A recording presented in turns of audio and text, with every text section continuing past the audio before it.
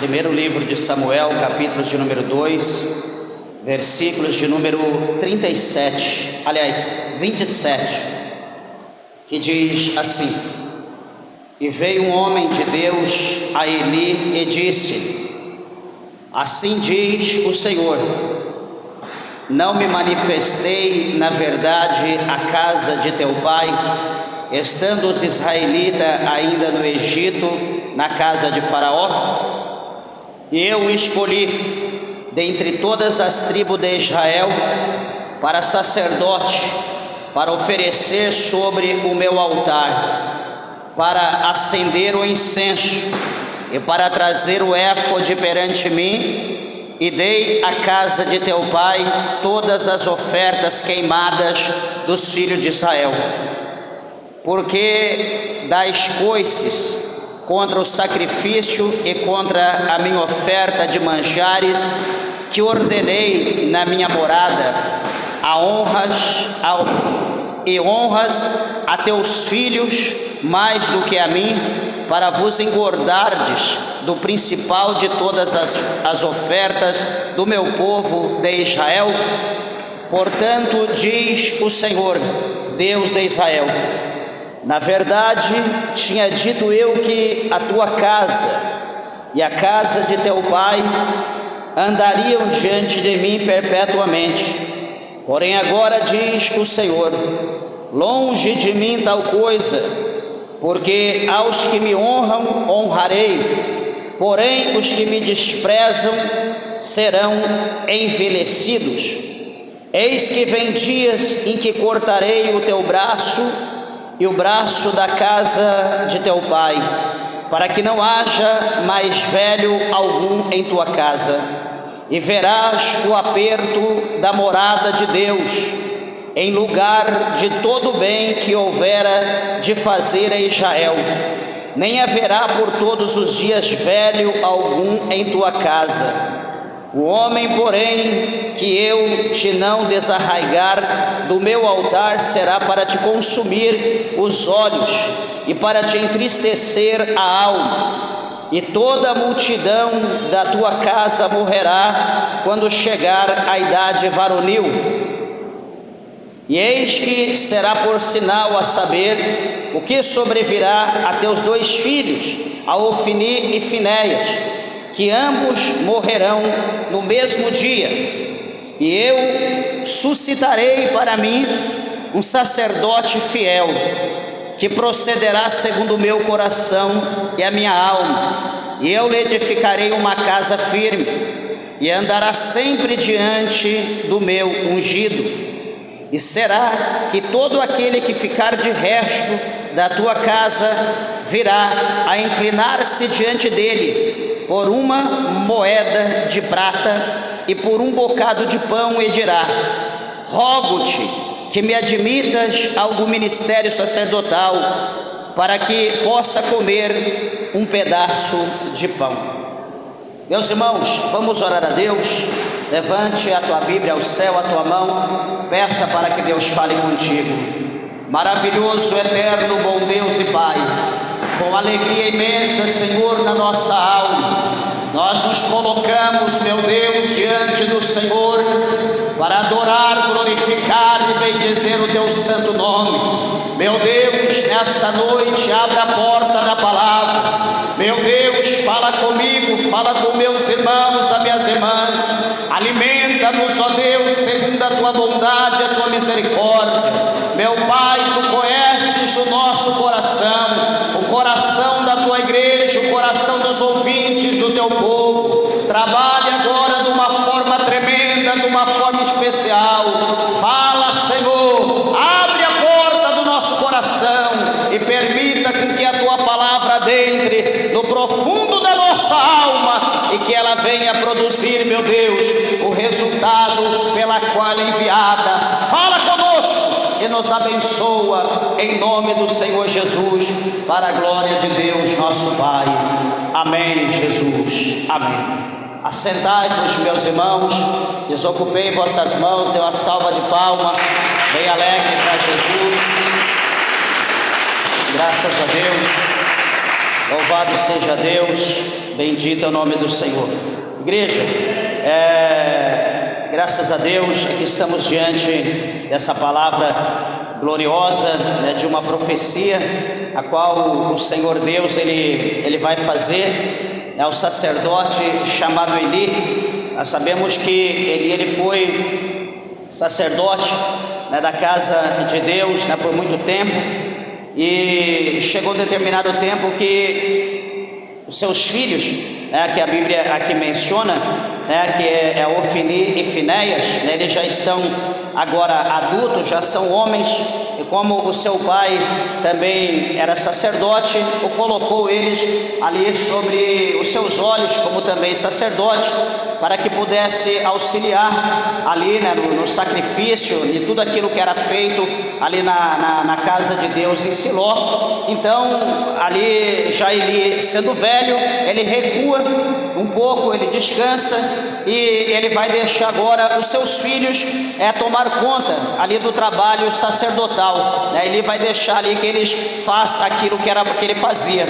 E o que vai acontecer, meus irmãos? Nós observamos pela palavra de Deus que os filhos de Eli, imagino eu que eles começaram até bem, só que a palavra de Deus vai mostrar para nós que chega um determinado dia, né, da vida de Ofni e Finéias, que eles mudaram o comportamento dele acerca das coisas de Deus.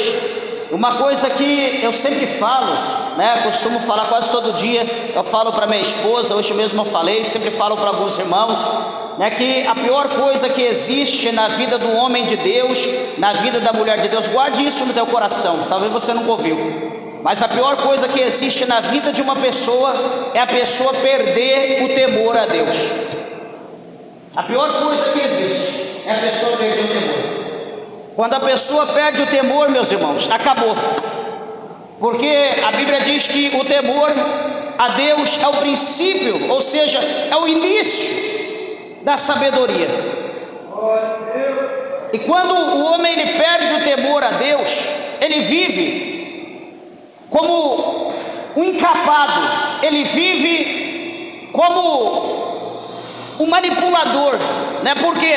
Porque ele não teme mais a Deus, ele perde o respeito por Deus, ele deixa de crer em Deus, ele deixa de desacreditar da obra de Deus, ele não se preocupa mais com almas, ele não se preocupa mais com nada, ele não se preocupa com ele mesmo, ele não tem um pingo de senso de responsabilidade, de preocupação com a alma dele, quanto mais com os outros, tampouco com a obra de Deus, porque ele perdeu o temor, ele deixa de crer, ele deixa de acreditar, ele não tem mais medo, e se ele não tem medo, tampouco amor ele tem. Então a pior coisa que existe, o homem ele pode perder tudo, só que ele não pode perder o temor a Deus. A palavra do Senhor fala para nós,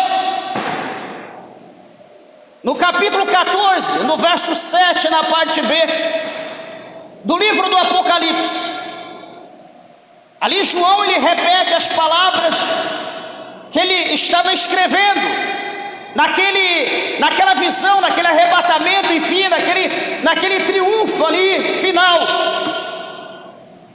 E ele diz a palavra que o Senhor Jesus manda ele escrever, ele diz: temei a Deus e dar a Deus glória, porque chegado é a hora do seu juízo.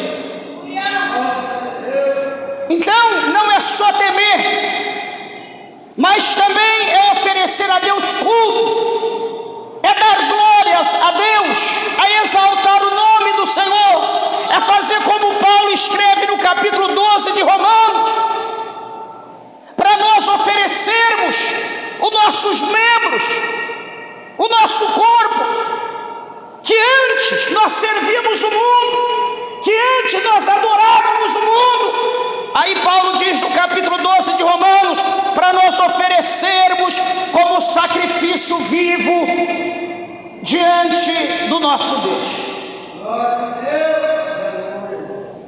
Quando se perde o temor, Nós fazemos as coisas para Deus, achando que nós estamos fazendo para qualquer pessoa, para qualquer indivíduo.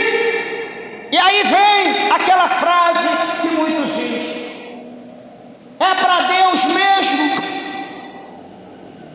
Vou louvar aqui, não tem problema se eu errar, porque é para Deus mesmo. Eu pergunto: para que Deus? Eu vou pregar aqui, mas eu não sei pregar, eu não sou pregador. Então não aceita a oportunidade se você não sabe pregar. Se você não tem nada para passar, para dar, por que então que você vai pegar o microfone? Por que você vai subir na tribuna? Por que você vai diante de um altar, se você não tem nada para dar, não tem nada para falar?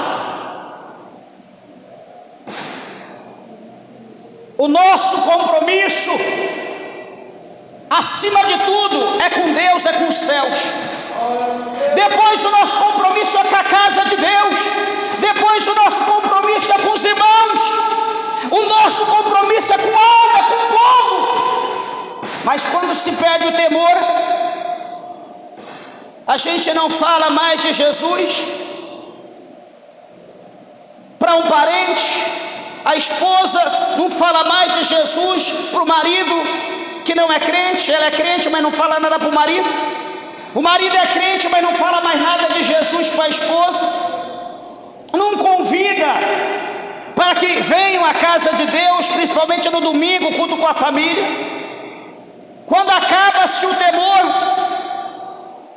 a pessoa dá valor a qualquer coisa nesse mundo, menos a obra de Deus. E só nós somos olhar nesse contexto, quantos de nós estamos reprovados? Já estamos reprovados, não é que seremos, já estamos reprovados. E eu quero dizer que ainda há uma oportunidade para uma reconciliação, porque a Bíblia diz que o juízo de Deus, ele virá sobre toda a terra, e ele virá sem misericórdia. Interessante é que hoje, no tocante à falta de temor, no tocante à falta de respeito a Deus, o soberano, nós erramos à torta e à direita. E quando nós vamos falar, quando nós vamos conversar com alguém que está no erro, que deu uma falha, você vai conversar com a pessoa diz: não, irmão, não, pastor, eu creio na misericórdia de Deus. Mas eu quero dizer uma coisa: se você conhece um ser, um indivíduo que diz que no último dia ele continuará crendo na misericórdia de Deus, eu quero dizer que a misericórdia de Deus, ela está equivalente, ela está valendo na minha vida e na tua vida hoje, enquanto a vida, porque vai chegar um dia, quando nós estivermos diante do juízo, quando nós estivermos diante do trono de Deus, nosso Pai, quando todos estiverem diante do trono de Deus, não haverá misericórdia naquele dia, haverá o julgamento de Deus. A espada do Senhor estará afiada, labassuriana, labor, como espada de dois gumes, que é a palavra de Deus, que é a voz de Deus, como o som de muitas águas, e ninguém sairá impune naquele dia diante de Deus. O tempo da reconciliação é hoje. O tempo de pedir perdão a Deus é hoje, porque o inimigo tem cegado, tem ensurdecido, o inimigo tem retardado muitas pessoas. Como aconteceu aqui, eu quero falar alguma coisa sobre Ofni e Finéias, trazendo essa situação, dizendo aos irmãos que o Deus desses homens o Deus desses homens é o mesmo Deus que eu e você servimos.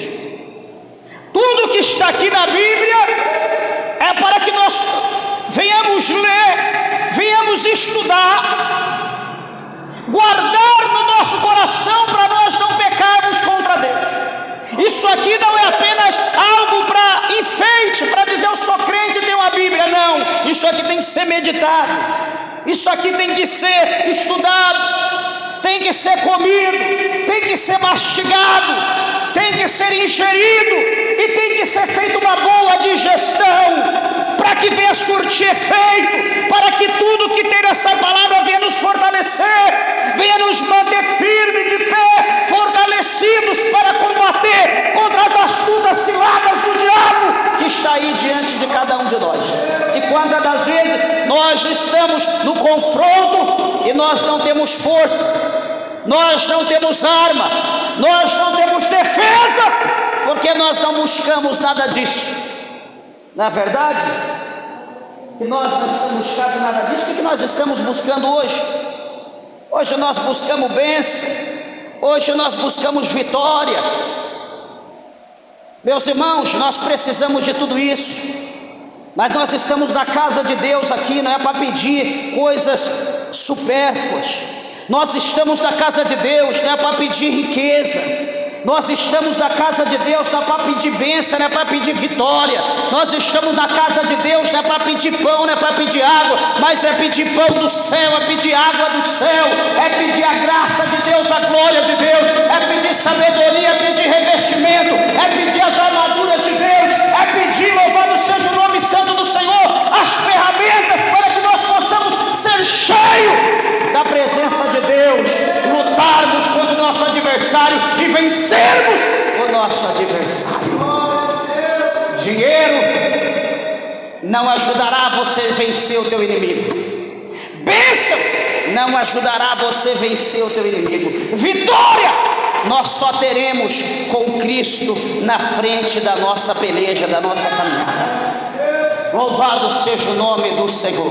Eu estava analisando, ouvindo alguma coisa, e hoje o que se ouve falar em bênção, se ouve falar em vitória 50, 60 vezes num culto, e se ouve falar de perdão, de humilhação, de reconciliação, ou de Jesus, ou de Deus, do Espírito Santo, o mínimo possível a gente se ouve falar. Meus irmãos, e não é isso não. Nós não servimos a Deus. Coloque isso no teu coração. Todas essas coisas acabam tirando de nós o temor. Todas essas coisas acabam nos relaxando.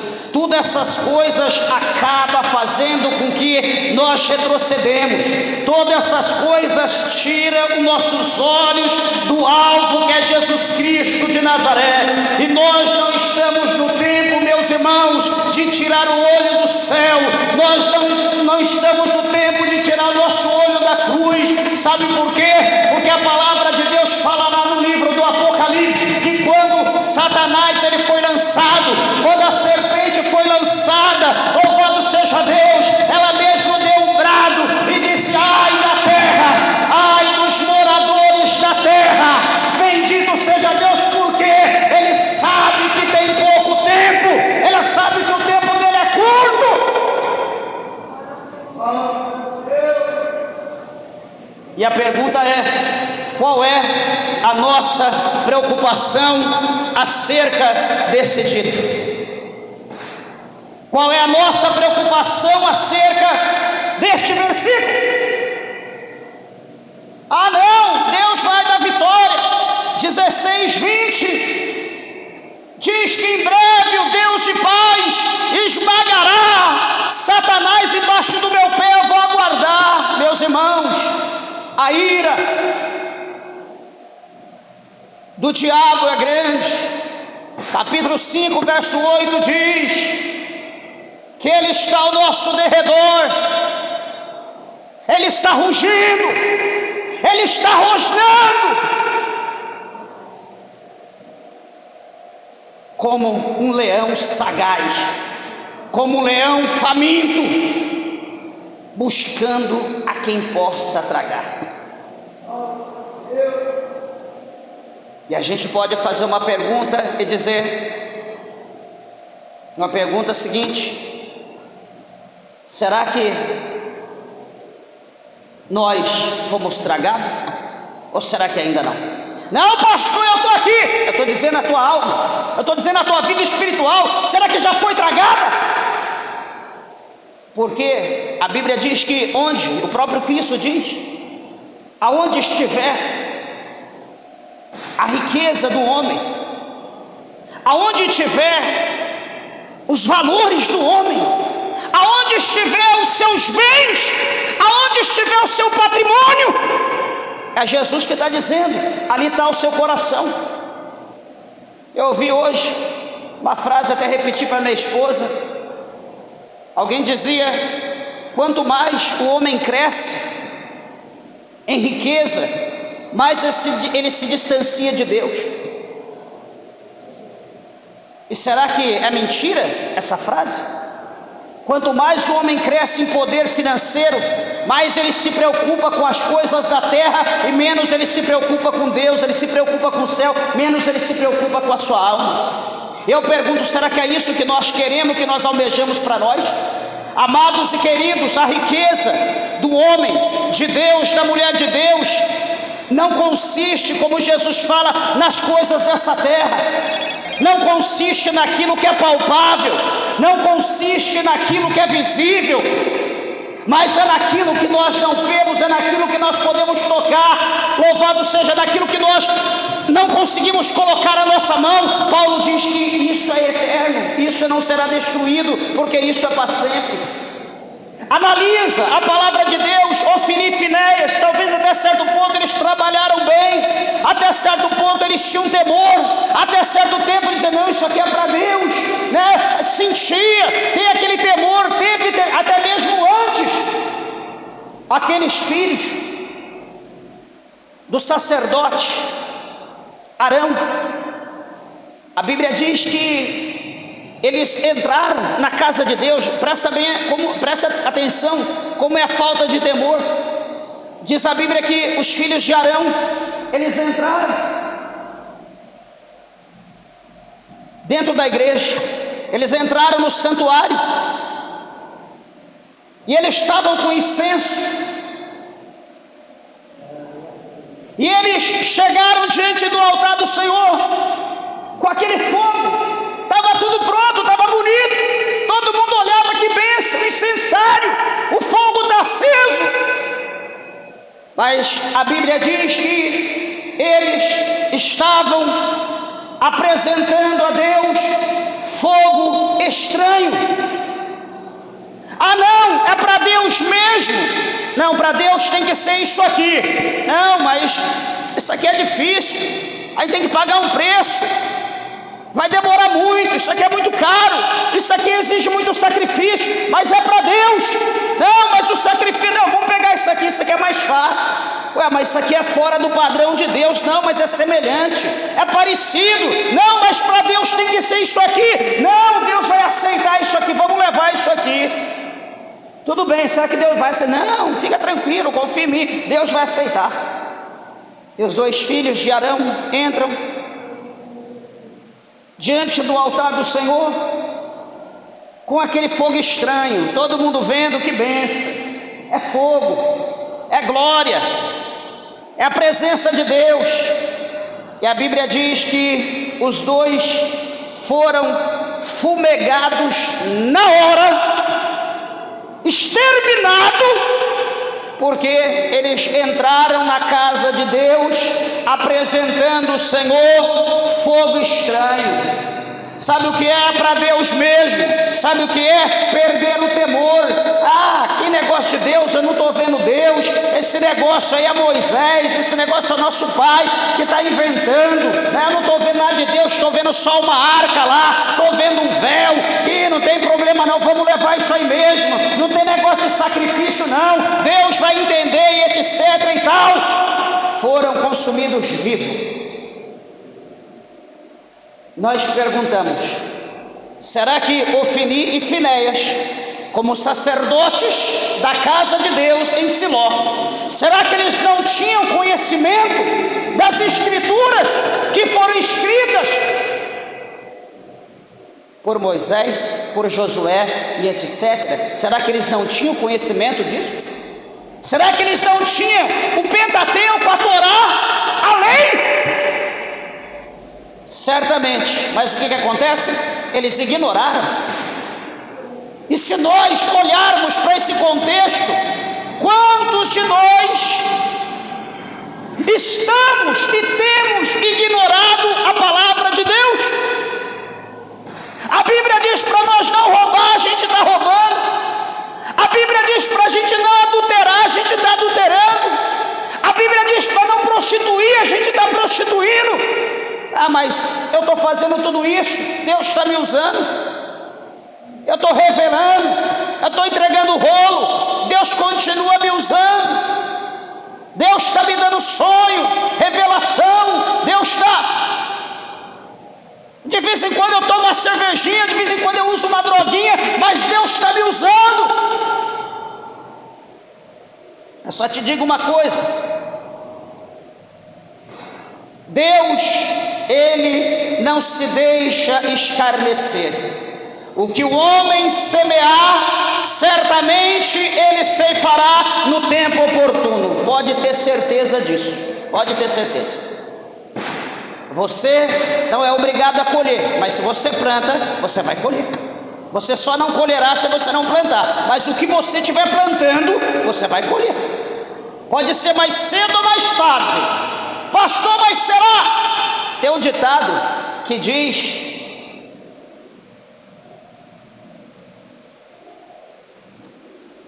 que quem planta tâmara não come tâmara. Alguém já ouviu isso? Tâmara é aquela fruta muito gostosa, diga-se de passagem, que tem muito lá para Emirados Árabes, Israel, aquelas partes todas lá, tem muito. Só que por que quem planta tâmara não come tâmara? Porque você planta ela hoje, ela vai demorar 120 anos para dar fruto. Se uma pessoa não tiver conhecimento, ele vai plantar, vai esperar 1 ano, 5 anos, 10 anos, essa árvore está ocupando a terra inutilmente, e vai mandar o machado nela e vai cortar, mas ela demora 120 anos para dar fruto. O que isso quer dizer? Que nós semeamos hoje.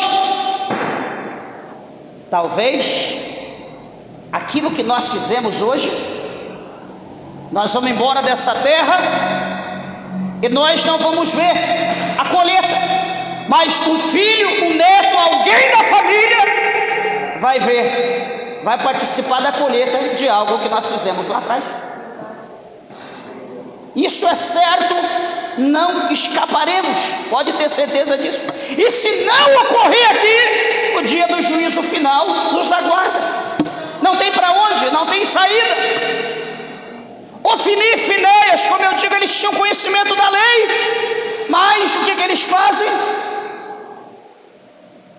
Aquela carne, diz a Bíblia, a palavra de Deus diz aqui no capítulo 2, no versículo de número 12 de Samuel, diz que os filhos de Eli, Ofni e Finéias, eles eram filhos de Belial, porque eles não conheciam a Deus. Está aqui, capítulo 2, verso 12 de 1 Samuel. Pastor, mas por que o seu pai, Eli, colocou eles para tomar conta do sacerdócio? Por que o pai deu o título de sacerdócio? Meus irmãos, talvez a falta, sabe aquele negócio, a falta de obreiro? Ah, não tem obreiro, vai você mesmo. Não, mas eu não estou casado. Não, eu moro junto. Não tem problema. A igreja, a obra está precisando de obreiro. Vem, está catando o povo a laço. Vai você mesmo. Não, mas eu não estou preparado. Não tem problema, vem. A pessoa não tem estrutura. A pessoa não tem preparo. A pessoa não tem chamado, a pessoa não tem conhecimento, a pessoa não é instruído, e coloca a responsabilidade. A Bíblia diz que eles eram, não está dizendo aqui que eles eram filho de Deus, a Bíblia está dizendo que eles eram filho de Belial, porque eles não conheciam o Senhor. Eles poderiam conhecer qualquer ídolo, qualquer demônio, mas eles não conheciam Deus. Já pensou, filho de crente? Alguém pode dizer: filho de crente é crente. Mentira. Filho de peixe é peixe, mas filho de crente não é crente não. O que mais tem na cadeia, se você já foi visitar alguém, você vai ver que a maior parte que está lá dentro é filho de pastor, de missionária, de presbítero, de evangelista. A maior parte que está lá dentro é filho de crente. Agora por quê? Rebelde. Por quê?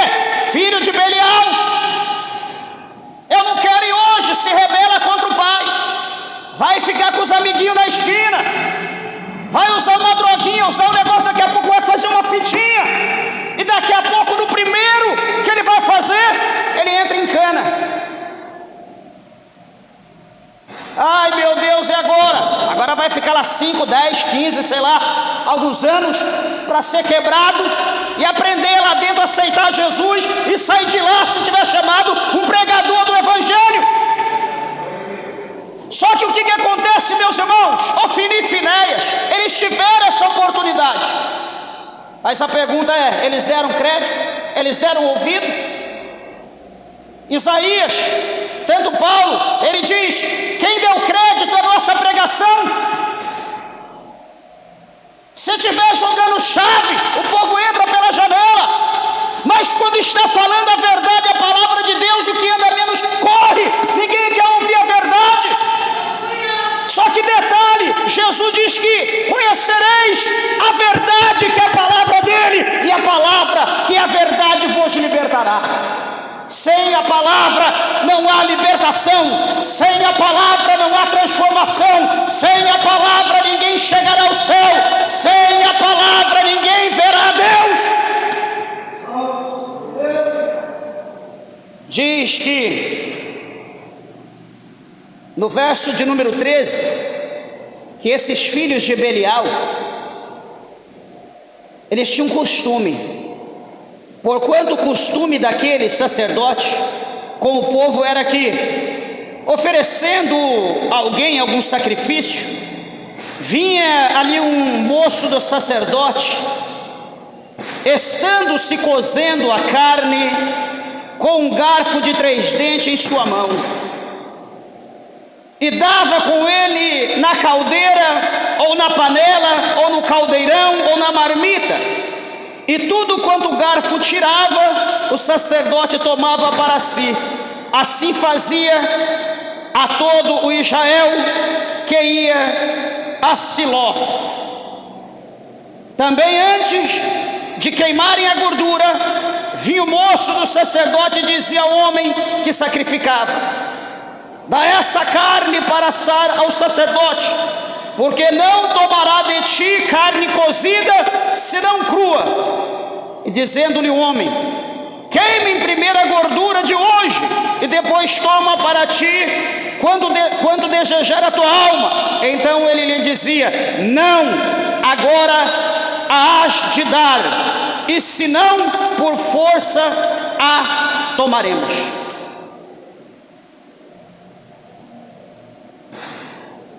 Presta atenção que quando se oferecia ali aquela carne, aquele sacrifício, o Senhor, ele se deliciava com o cheiro da gordura, da manteiga daquela carne. Depois então que assava, que o cheiro subia, o Senhor se alegrava, ele se deliciava com aquele cheiro. E então, após, aquela carne era distribuída, parte vinha para o sacerdote e parte era para a pessoa que levava aquela carne para oferecer em sacrifício. Então ambos tinham para comer, ou seja, primeiro era para Deus, porque coloca a carne crua, a carne vai assar, vai subir o cheiro da gordura, era parte de Deus, ele recebia o cheiro. Depois o que assava era dividido para o sacerdote e para o homem que ofereceu o animal. Ou seja, todo mundo ia ficar bem. Primeiro a Deus, depois o sacerdote e depois o homem. Todo mundo ia ficar à benção. Só que, como nós lemos aqui, os filhos de Eli, Ofni e Finéias, não, primeiro para nós. Não, mas tem oferecer para Deus primeiro. Ele já vinha com um garfo, com aquele tridente, colocava lá no caldeirão, na churrasqueira, na chapa, na marmita, aonde fosse que estivesse sendo ali executado, eles metiam ali sem dó o garfo e tirava e levava para eles. Quando alguém dizia: não, vamos primeiro assar, vamos seguir o ritual, vamos fazer como tem que ser, como nos ensina a lei, não, é do jeito que nós queremos, e se vocês não der, nós vamos tomar a força. Cadê o temor? Cadê o temor a Deus? Será que Deus estava terrivelmente, maravilhosamente feliz com Ofni e Finéias? Será que Deus tinha promessa de exaltação? Nós lemos aqui, do versículo 27 para frente, que Deus tinha promessa de exaltação desde a descendência, desde os anteriores, até chegar em Eli e depois da sua posteridade. Deus tinha promessa de exaltação, eles iam galgar posições, a sua descendência ia permanecer, como no sacerdócio. Só que Deus agora diz: longe de mim que tal coisa aconteça. Longe de mim. Sabe como quando você confia em alguém, você confia, deixa tudo na mão de alguém, e daqui a pouco aquela pessoa que jura dar a vida por você, que diz: não, pode confiar, eu sou e tal, não sei o que. Daqui a pouco, quando você dá um vacilo, aquela pessoa te dá o rodo, e se brincar leva até a roupa do teu corpo. Será que você ainda vai querer ter um relacionamento? Será que você ainda vai querer estar perto, vai continuar confiando naquelas pessoas? Certamente não. O versículo de número 17 diz: era pois muito grande o pecado desse jovem perante o Senhor, porquanto os homens desprezavam a oferta do Senhor. Meus irmãos, observa essa situação aqui, que o que eles faziam era coisa terrível, era coisas abomináveis. A Bíblia diz aqui mais adiante que eles pegavam mulheres que iam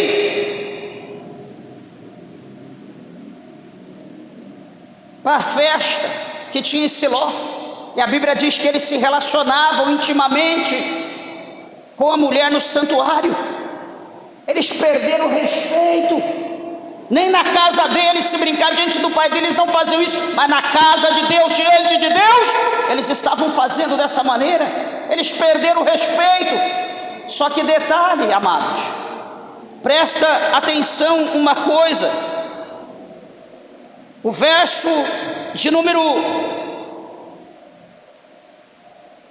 24, aliás, o verso de número 22 diz: era porém Eli já muito velho, e ouvia tudo quanto seus filhos faziam a todo Israel, e de como se deitavam com as mulheres, que em bandos se ajuntavam à porta da tenda da congregação. Veja bem que Eli já era velho, mas ele ouviu, ele via. Detalhe, ele não era pai. Por que ele não fazia alguma coisa? Será que Eli também perdeu o respeito? Será que Eli também perdeu a fé? Mas veja o versículo 23, e disse-lhes: por que fazeis tais coisas? A repreensão: por que vocês estão fazendo isso? Porque ouço de todo este povo os vossos malfeitos, ou malefícios. Não, filho meu, porque não é boa a fama esta que ouço. Fazeis transgredir o povo do Senhor. E o verso 25 diz: pecando o homem contra homem, os juízes o julgarão. Pecando, porém, o homem contra o Senhor, quem rogará por ele? Mas não ouviram a voz de seu pai, porque o Senhor os queria matar. Veja que aqui já está determinado por Deus a tirar a vida de Ofni e Finéias. Deus, o Senhor, determina aqui a morte desses dois homens. Por quê? Porque o pecado, o que eles estavam fazendo era coisa abominável aos olhos de Deus. Meus amados irmãos, preste bem atenção numa coisa. Deus, Ele conhece o nosso caminhar. Deus, Ele sabe o caminho que cada um de nós estamos caminhando. Deus sabe se nós estamos passando pela porta estreita, pelo caminho apertado. Ou Deus, Ele sabe se nós estamos passando pela porta larga, pelo caminho espaçoso. Deus, Ele sabe o caminho que cada um está andando. Só que detalhe, como eu falei e repito, cada um de nós iremos receber de Deus segundo as nossas obras. Não pensa que Deus esqueceu, pastor, mas lá atrás é onde já passou. Meus irmãos, calma, calma, tenha paciência. Deus, Ele é fiel. Pastor, eu fiz isso para Deus, Deus não fez nada. Calma. Será que você esqueceu de Mardoqueu? Olha o que Mardoqueu fez ao rei. Olha o livramento que o rei teve. Passou tantos anos, Mardoqueu fez, talvez até esqueceu, mas tudo está escrito. A Bíblia diz que há um memorial diante de Deus. Nada passa diante de Deus em branco. Chegou o dia que Mardoqueu foi lembrado. Chegou o dia que lembraram de Mardoqueu, e Mardoqueu recebeu a exaltação que talvez nem ele imaginava alcançar da parte de Deus. Assim também com Acabe, que era um pecador, se tornou um idólatra. O Senhor havia predestinado matá-lo como Ofni e Finéias, mas no dia que Acabe, ele se prostrou diante de Deus, ele se humilhou na cinza, se humilhou no pó, e ele chorava diante da presença do Senhor, se humilhando de coração, não só de boca. Elias esperando, o profeta esperando que o Senhor matasse. O Senhor disse: não, olha como ele se humilha na minha presença, eu não matarei, mas eu vou cobrar da sua posteridade, eu vou cobrar dos seus filhos. Não podia Acabe continuar da mesma forma. Daqui a pouco está Acabe de salto alto, daqui a pouco está Acabe se relembrando, daqui a pouco está Acabe voltando às velhas atividades, daqui a pouco está Acabe ofendendo Deus, daqui a pouco está Acabe oferecendo incenso a Baal, daqui a pouco está Acabe oferecendo incenso a Será, daqui a pouco está Acabe ali instruindo o povo a se prostrar diante de Baal. O que Deus faz? Em Ramote e Gileade, Deus sentencia, dá sentença a Acabe com aquela flecha, e ele morre na entrada de Samaria. Se ele continuasse na humildade, ele teria alcançado a misericórdia e não seria punido, mas ele esqueceu, ele viu a misericórdia de Deus. Ah, Deus é misericórdia, então eu vou continuar. Meus irmãos, esse é o problema. A gente pede perdão uma vez, se humilha, Deus perdoa. A gente pede, a gente erra, pede perdão, se humilha, Deus perdoa. A gente erra, pede perdão, se humilha, Deus perdoa. Daqui a pouco a gente se acostuma. Daqui a pouco a gente acostuma com o pecado. Daqui a pouco, não tem problema, né? Aquilo vai ficando na nossa vida como se fosse uma coisa boa, vai ficando como uma coisa prazerosa. A gente esquece de pedir perdão, a gente esquece, vai empurrando com a barriga, e é nesse momento então que o ceifador ceifa a nossa alma, e a gente vai para o inferno, porque nós esquecemos de pedir misericórdia, nós esquecemos de pedir perdão, de se humilhar e de afastar da aparência do mal. Aqui a Bíblia está dizendo que o Senhor Deus, Ele já queria Ofni e Finéias. Não vou falar sobre predestinação, mas aqui ele já estava predestinado a ser morto pelo Senhor. A morte dele já estava decretada. A palavra fala aqui no texto que nós lemos oficial, que o Senhor fala por intermédio do profeta a Eli, que o Senhor ia matar os dois filhos no mesmo dia. Não era um amanhã, outro no mês que vem, ia ser no mesmo dia, ia ser próximo do outro, e os dois iam morrer. E quem ouvisse e atinir as orelhas com o acontecimento. Se você ler à frente, o capítulo 3 vai falar mais alguma coisa, o 4. A Bíblia vai falar da guerra dos filisteus contra o povo de Israel. A Bíblia vai falar das percas que houve no exército de Israel, da destruição pelos filisteus. A Bíblia vai dizer do acordo que houver entre eles. E a Bíblia diz que Ofni e Finéias vão pegar a arca do Senhor. Veja, pecadores vão tocar no que é santo. Eles vão pegar a arca do Senhor, eles vão levar para o campo de batalha. E a Bíblia diz que quando a arca está chegando, o povo faz a festa. Os soldados de Israel gritam. O soldado de Israel dá glória a Deus. O soldado de Israel fica tão feliz que estremece a terra, que os filisteus, eles amedrontam, eles ficam com medo. Mas diz a Bíblia que levanta alguém entre os filisteus e diz: filisteus, sejam homens, vamos para a peleja, que a vitória ela será nossa. Os filisteus tinham certeza que Deus estava do lado deles por causa do pecado de Israel. Sabia que uma hora, dependendo da nossa situação, dependendo do que nós fazemos, sabia que uma hora Deus ele passa por lado do nosso inimigo e nos deixa na mão. Aquele inimigo que parece pequeno, aquele inimigo que parece frágil, aquele inimigo que parece que só com a nossa sombra ele vai se exaurir, ele vai sumir, desaparecer. Aquela coisa insignificante é aquilo que vai ser uma pedra de tropeço que vai nos derrubar. Por quê? Porque Deus está contra nós. Não foi o que aconteceu no capítulo 7 de Josué? Quando o povo, o soldado de Israel, foi combater Ai, uma cidadezinha desse tamanho, ovo. Chega lá, mais de 30 soldados é morto, sangue é derramado. Por quê? Porque o povo estava em pecado. Deus estava contra Israel. Israel não matava uma formiga, porque Deus estava contra o povo. E nós temos que estar atento a isso, meus amados irmãos. Os filisteus pelejam.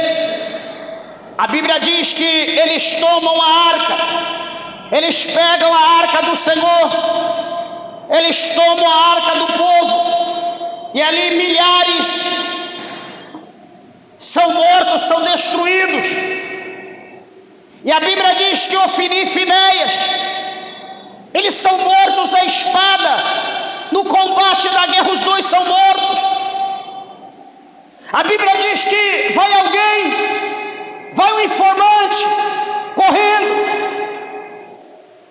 para avisar lá em Siló, para avisar o pai daqueles homens, para avisar Eli que Ofni e Finéias havia sido morto e que a arca fora roubada, fora levada pelos filisteus. A Bíblia diz que Eli, ele está sentado numa cadeira. A Bíblia diz que ele era muito pesado, ele já estava cego, não enxergava direito. E ele ali estava cochilando na cadeira, balançando tranquilo, aquele soninho da tarde. O povo na peleja, ele é sacerdote, não podia ir, mas ele podia levantar a mão e orar, clamar, pedir, ajoelhar, estar em consagração, fazer alguma coisa para quem está no campo de batalha. Mas ele não fez isso. Ele estava ali na cadeira, cochilando. Daqui a pouco vem aquele informante e diz: olha, meu senhor, Ofni e Finéias foram mortos à espada, a arca do Senhor fora roubada pelos filisteus, foram levados embora, morreu mais de 30 mil soldados. Naquela hora a Bíblia diz que ele dá um susto, ele cai da cadeira, e a Bíblia diz que ele quebra o pescoço e ele morre. Diz a Bíblia que um dos filhos, aliás, a mulher de um dos filhos, estava grávida, e quando ela ouviu aquilo, naquela hora ela teve as dores de parto e nasceu um filho. E diz a Bíblia que alguém pergunta qual será o nome da criança, e ela diz Ícabo, que quer dizer foi-se a glória. Então tudo que o Senhor Deus, Ele projetou, foi cumprido. As promessas de Deus eram promessas de bênção. As promessas de Deus eram promessa praticamente eterna, para sempre, do sacerdócio da família de Eli. Só que devido às atitudes dele e dos seus filhos, o Senhor mudou as suas promessas. Longe de mim que seja dessa forma. Ué, pastor, mas Deus, Ele se arrepende? Sim, a Bíblia diz que Deus se arrepende todo dia. Então cuidado. Eu tenho promessa. Tem gente que acha porque tem promessa é imortal. Eu tenho promessa, Deus falou, mas o que você está fazendo para cumprir? Você está andando, seguindo certo? Cuidado, com Deus não se brinca. Medite capítulo 2, capítulo 3, 4, 5 depois desse livro de Samuel, para que você entenda os pormenores, para que você veja que com Deus não se brinca. Deus, Ele é forte, Deus, Ele é poderoso, Deus, Ele é misericordioso, mas tudo tem limite. Eu sempre aprendi que nós devemos querer a graça de Deus, não ter graça com Deus, é diferente. Que nós venhamos guardar essa palavra no nosso coração e não confundir as coisas. Deus é Deus, Deus, Ele é santo. A Bíblia diz que Ele está sentado num alto e sublime trono, e Ele se inclina para ver a terra e para ver o céu e para ver a terra. Deus é Deus, Ele é santo. E que nós que temos promessa, que continuamos lutando, temendo e dando glória a Ele, porque Ele é digno de toda a honra e de toda a glória. Palmas bem alegre que exalta o nome do Senhor Jesus de Nazaré.